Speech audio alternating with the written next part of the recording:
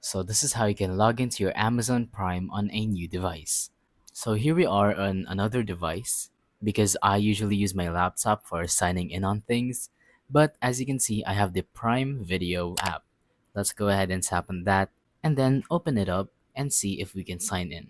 So first, it's going to ask you if you want to connect to your devices on your local network. You can either allow that or not. I'm just going to choose don't allow. It can be up to you. So as you can see, there's this option that says sign in.